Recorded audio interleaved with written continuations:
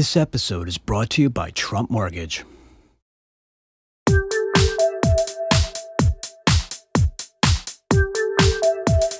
Good day. I'm Abby Overton, and this is The Real Deal.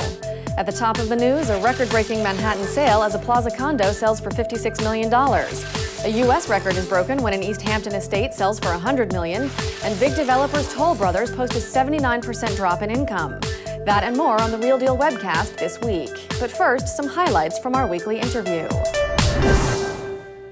With prices at an all-time high for Manhattan apartments, is it time you set your sights on another borough? Despite rezoning in recent years, the poshest area in the Bronx, Riverdale, is experiencing a spate of new condo development. Real Deal reporter Jen Benepe spoke to Vasco da Silva of Halstead Properties for the lowdown. Here are some highlights from the interview.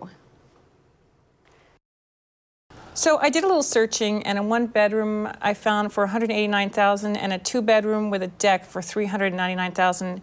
How do those prices compare to Manhattan? Well, compared to Manhattan, they're bargain prices, and the quality of the inventory is just as good. People that are coming up there are amazed at what they can find. In some areas, it's very bucolic and so on. So some people like to live amongst the trees and so on, which you don't get in Manhattan. The inventory, such as Riverstone, which is the only new development there that has a swimming pool with a retractable roof. It's also the only development that has 2 parking spaces per apartment. For the full interview, click on the link below.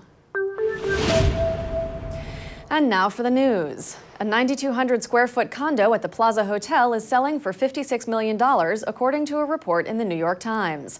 The deal will set a record as the priciest residential sale in Manhattan history. The buyer is a London-based businessman.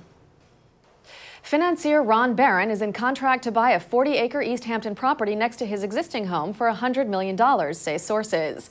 If the sale closes at the rumored price, it will set a record as the most expensive residential purchase ever in the United States.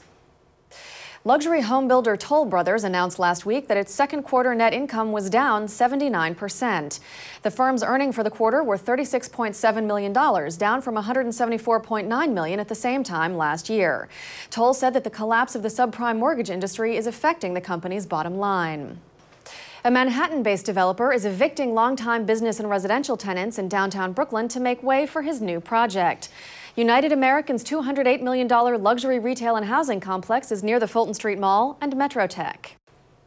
Real estate investment company Rockwood Capital purchased the Club Quarters 28th-floor Rockefeller Center Hotel several weeks ago for $120.3 million. The acquisition at 25 West 51st Street closes the circle on the firm's recent buys of several Club Quarter properties in Manhattan in 2 years. Columbia University has ramped up its lobbying efforts as it attempts to gain official approval for its 17-acre expansion in Harlem. The school paid more than $440,000 to lobbying firms in the first quarter, up from $190,000 it spent the same time last year. The university's plans require taking some properties via eminent domain and have drawn criticism.